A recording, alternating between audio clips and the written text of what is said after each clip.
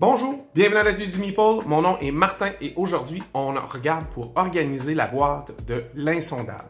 L'Insondable, c'est quoi? L'Insondable, c'est un jeu de rôle, un jeu à rôle caché. Alors, c'est-à-dire que c'est un jeu coop, on a des objectifs, on doit traverser l'Atlantique pour se rendre à Boston, mais il y a des créatures infernales des profondeurs marines qui vont essayer de nous corrompre et de nous empêcher d'atteindre notre objectif.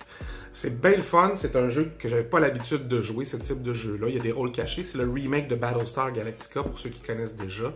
Alors, ce qui est intéressant dans ce jeu-là, c'est qu'on distribue des rôles au début. Alors, vous êtes soit un humain ou soit un hybride, quelqu'un qui est en train de se transformer. Si vous êtes un hybride, vous devez mettre des bâtons dans les roues. Mais vous devez garder ça discretos un petit peu au début parce que on n'a pas le choix. On veut pas tout de suite se dévoiler pour se faire mettre dans la cale puis diminuer nos mouvements. Alors, on fait ça en douce au début. Au milieu de la partie, quand on atteint un certain nombre de points, il faut se rendre à 12. Alors, quand on arrive à 6, d'autres rôles sont encore distribués et ça se peut que quelqu'un mais quelqu'un soit encore humain, reçoit une deuxième carte humain, alors il est correct, mais ça se peut qu'une personne reçoive tout d'un coup une carte hybride et là, on ne sait pas, mais il y a un deuxième traître dans la gang. Et ça permet d'être deux à combattre les humains qui essayent de survivre. C'est super intéressant, mais il y a beaucoup de petites figurines, il y a beaucoup de cartes. Et je trouvais que ça avait besoin d'un peu d'organisation, ce jeu-là. Alors, je vous présente l'Insondable.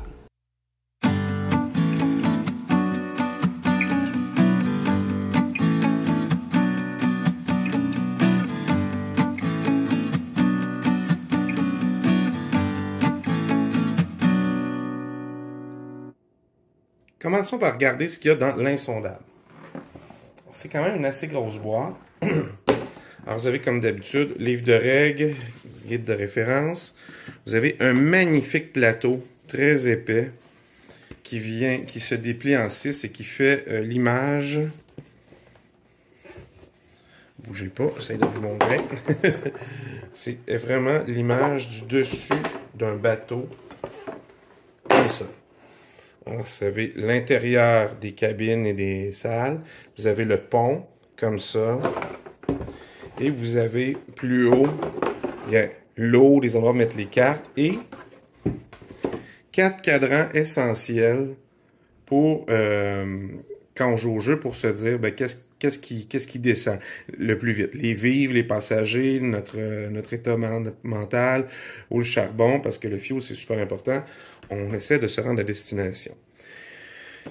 Ils ont fait un petit insert de carton qui est minimaliste, on va dire comme ça. Alors, j'ai un paquet de cartes comme ça. Alors, je sleeve plus toujours mes jeux, mais dans un jeu de rôle caché puis de trucs où on ne sait pas quelle surprise nous attend, bien, je me suis dit que c'était peut-être plus important que les cartes restent intactes à 100% que dans d'autres jeux. Mais j'ai surtout récupéré des sleeves de d'autres jeux que j'ai juste désleevés jadis. Là, parce que... Alors, même chose, il y a des toutes petites cartes.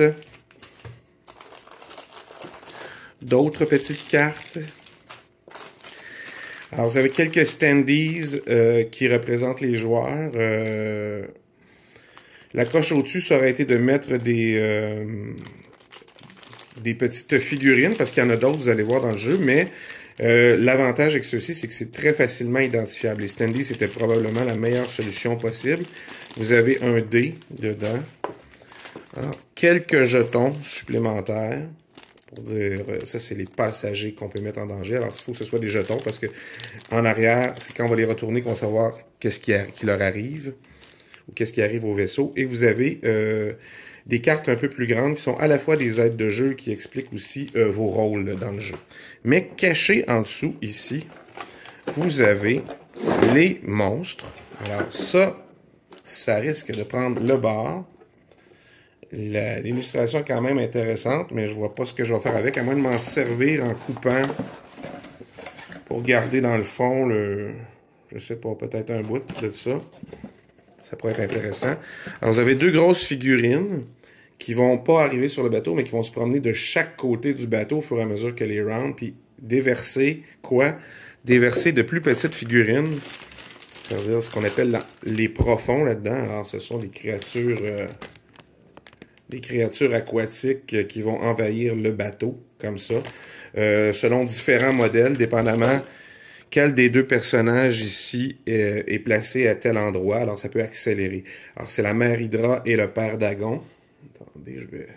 Le père Dagon et la mère Hydra. Ils sont affreux, je sais. Alors, l'idée, c'est pas que c'est très long à mettre en place, tout le kit, mais c'est de faire un rangement probablement plus efficace pour les cartes. Alors, je vais faire comme d'habitude une boîte que je vais insérer. Je la mettrai pas trop haute pour pouvoir couvrir le tout avec le plateau comme ça. Et faire des sections. Alors, une section probablement pour mettre tout ça de façon efficace. Une section pour ranger toutes les cartes qu'il y a dans le jeu.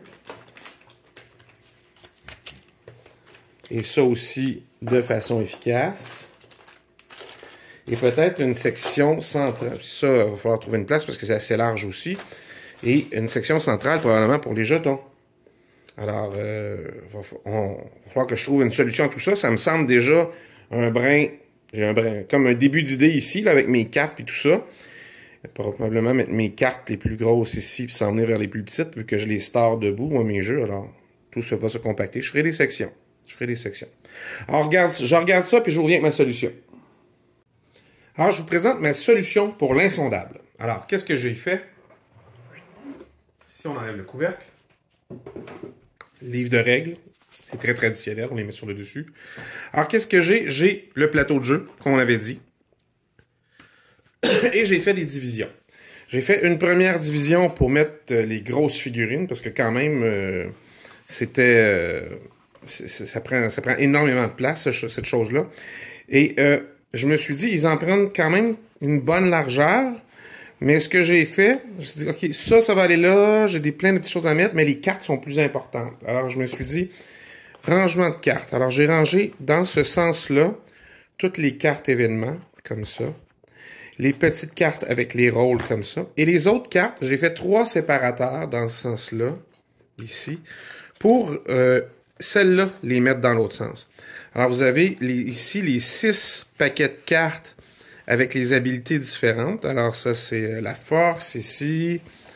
Alors, c'est les trucs que vous pouvez mettre dans le jeu pour aider à résoudre les tests. Alors, l'observation, alors on dit ça va prendre 7 ou 13, mettons, en observation et en force. Alors, les gens mettent des cartes au hasard. Alors, celle-là vaut 3.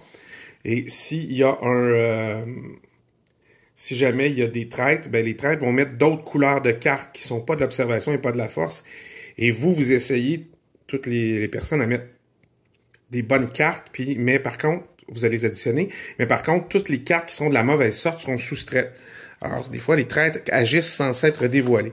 Alors, c'est toutes les petites cartes grimoires qui sont en haut, et les cartes d'objets aussi qui sont là. Alors, tout rentre de ce côté-là. Fait que j'ai mis les grosses figurines, les petites figurines. Alors là, pour le moment, j'ai pas fait d'autres divisions. J'ai pas fait de... J'ai mis aucune peinture sur les figurines. Alors, il n'y a ni de lavis pour faire ressortir les détails encore. Je le ferai probablement, ça, un lavis. C'est une peinture très diluée qu'on met... Et ça rentre dans des petits interstices, puis là, ça fait ressortir les détails des personnages.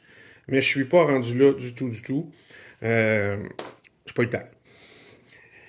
Qu'est-ce qui restait? Ben, il restait des très grandes cartes. Et c'est ça qui a décidé, en fait, comment j'allais diviser quand je me suis dit, OK, ça me prend de l'espace, j'ai besoin de tant d'espace pour les grosses figurines, et j'ai besoin, de l'autre côté, de tant d'espace pour la largeur de ces cartes-là. Alors... Qu'est-ce que j'ai fait? Ben, après ça, j'ai pris l'espace restant pour mettre les petites figurines. Je savais que c'est sans problème, il n'y en avait pas suffisamment pour que ça ne rentre pas. Mais j'ai créé 2 boîtes ici de rangement. Puis les boîtes de rangement, il y a toute une boîte, ce sont les petits jetons divers. Le jeton premier joueur, pas le premier joueur, mais joueur actif. Le jeton pour déterminer si on est un félon ou pas. Le petit standy pour le bateau. Il y a aussi le dé. Alors, c'est ces choses-là qui sont dans cette boîte-là. Et dans l'autre, évidemment, j'ai mis toutes les standees des personnages. Ce qui est intéressant quand on fait des boîtes comme ça, c'est la boîte du dessous. Alors moi, comment j'ai calculé ça? J'ai commencé par faire les dessus. je me suis dit, je veux qu'il rentre 2 boîtes, qu'elles ne viennent pas jusqu'en haut, parce que je voulais pouvoir mettre par-dessus les cartes. Donc, je me suis dit, bon, la boîte a 9 par 8, alors j'ai fait d'abord les couvercles. Je me suis dit, ça rentre très bien, on va pouvoir glisser facilement le doigt entre les deux pour aller les chercher, alors ce ne sera pas un problème. Et après ça, j'ai fait ces mesures, puis j'ai fait une hauteur de 6 pour le couvercle. Si ma mémoire est bonne, ouais. Puis ici, pour le dessous, ben, j'ai enlevé, fait que c'est 8 cm moins 2 mm, un à chaque côté quand j'ai pris mes mesures pour les diagonales en coin. Et après ça, celui-là, je l'ai mis à 6,5 cm de hauteur pour qu'une fois que la boîte est fermée comme ça, ben, il y a un petit jeu qui facilite ici l'ouverture parce qu'on peut facilement aller le chercher comme ça. Alors, ça rentre comme ça ici et vous avez de l'espace pour les cartes personnages et les aides de jeu qui sont fournies comme ça ici. Alors, tout ça rentre très bien. J'étais à 2 doigts d'arriver flush sur le côté, mais le père Dagon puis la mère Hydra ont une certaine hauteur, et si je voulais que tout rentre,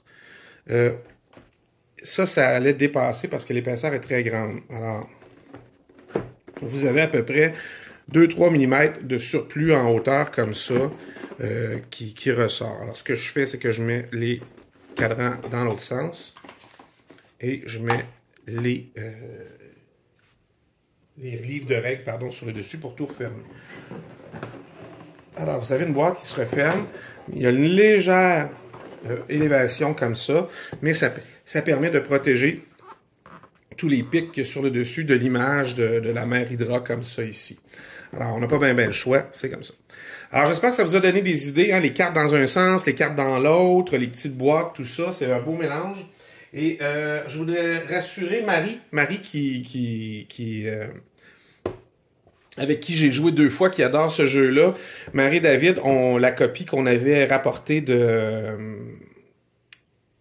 Québec quand on est allé faire la soirée de jeu là-bas. Et pour la remercier, elle puis David, de nous avoir transporté, ne t'inquiète pas, Marie, tu as un kit déjà pour toi qui t'attend pour ranger ton jeu à toi. Alors, merci. Alors, vous avez vu, l'insondable, une belle boîte de jeu. Franchement, ce qu'il y a dedans est excellent. Le matériel est de bonne qualité. J'ai pas pris de chance, j'ai mis des sleeves. Pourquoi? Parce que les jeux avec des rôles cachés, il y a des... on veut pas que les cartes soient endommagées, surtout si c'est celles qui révèlent mettons une partie de la partie. Alors, il faut vraiment pas qu'on sache qu'est-ce qui s'en vient. Ça garde le jeu plus intéressant. J'ai pas été obligé d'acheter tant de sleeves que ça parce que j'avais des restants de sleeves. Il y a des jeux que quand je sleevais beaucoup au début, quand je me rends compte que les cartes sont de bonne qualité, je désleeve les jeux maintenant assez régulièrement. Alors, je les récupère pour ce genre de jeu-là ou pour les deck builders où on brasse beaucoup. Ça devient plus utile dans ces moments-là. J'espère que vous avez aimé la solution, hein? Une partie de papier plume puis une partie d'origami, quelque chose d'assez fonctionnel, d'assez simple aussi. Quelques divisions, une boîte carrée qu'on redivise, c'est toujours le même principe que j'utilise. Vous remarquez que quand il n'y a pas de petits jetons, comme là il n'y avait pas de ressources, une chose comme ça, je ne fais pas de petits cabarets. Je fais une seule grosse boîte que je divise. Là, j'ai mis 2 boîtes d'origami pour séparer des choses. Mais à la limite, on aurait pu mettre les cartes dans les grandes cartes dans le fond de cette section-là. Puis après ça, juste mettre les choses par-dessus. Ça manquait un peu d'ordre à mon goût. Alors, j'ai plus organisé que ça. Mais franchement, quelque chose d'assez simple malgré tout. Alors, j'espère que vous avez aimé. Si vous avez des questions, n'hésitez pas à poser-les sous la vidéo. Ça me fait toujours plaisir de répondre à vos questions. Vous pouvez vous abonner à la chaîne et activer la petite cloche pour être notifié lorsqu'il y aura de prochaines vidéos. Merci beaucoup et en attendant, amusez-vous.